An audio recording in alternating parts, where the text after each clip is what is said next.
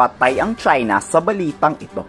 Pangulong Bongbong Marcos Jr. nakatakdang pirmahan ang national budget for 2025. Ang kinakatakot ng China dyan, included sa budget ang pagbili ng F-16 fighter jet, KF-21 stealth fighter jet at 2 missile corvette. Pero ang pinaka-inaalmahan ng China ang Typhoon missile ng US Army.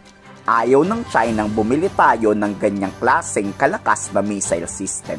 Once kasi na mapirmahan na at marilis na ang budget ng pondo neto, magiging out for delivery na agad ang missile system dahil available naman to sa US Army inventory. Gandang regalo ni Pangulong Marcos to sa China. Missile na kayang pasabugin ang China. Pero iginiit ng Philippine Army na hindi ito gagamitin sa offensive attack ng AFP for defensive purposes only. There are negotiations because we see its feasibility and adaptability. The Army was tasked to come up with plans, to contribute to the comprehensive archipelagic defense. And one of our input is to be able to defend this land is through this type of platform. Paskong Pasko, galit na galit si Mao Ning. Dito nagbabala na naman ang China. Puro pagbabanta lang kasi ang alam ni Mao Ning. Magdudulot lang daw to ng mas mainit na tensyon sa South China Sea, West Philippine Sea. Dahil nagpapalakas ng armas ang Pilipinas sa rehiyon, ang desisyon raw ng AFP ay posible raw na magsimula ng giyera.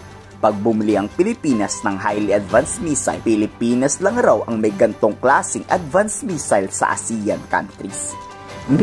非方引入中导系统这一战略性进攻性武器，是配合域外势力制造地区紧张对立、挑动地缘对抗和军备竞赛的挑衅和危险举动，是对本国和东南亚各国人民、历史和地区安全极不负责任的选择。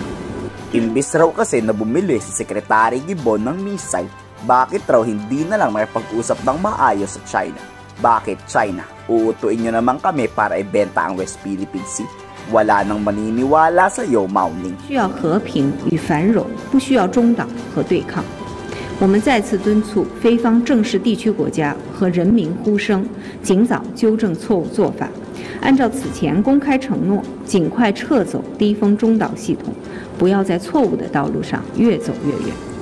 Unang-una, ano bang pake ng China sa gustong gawin ng Pilipinas? Buwelta yan ni Defense Secretary Gibo Chodoro na utak ng pagbili ng missile. Di raw tayo dapat diktahan ng China kung anong gusto nating bilihing armas. Sinabi na to noon ni Secretary Gibo.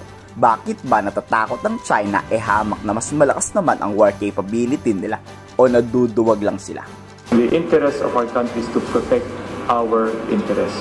So we should not be bothered by the others' seemingly insecurities because we don't have any plans to go outside of our country's interest. That I believe is very clearly stated by the government's position. Literal na may kinakatakutan ang China. May napatunayan na kasi ang Typhoon missile sa gera. Marami ng base militar ang pinasabog, marami ng kalabang pinulbos. Yung missile ng China, nagamit na ba sa tunay na gera? Bakit kaya takot na takot ang China sa missile na to? Ano sa palagay niyo? I-komento sa baba yung sa lobby.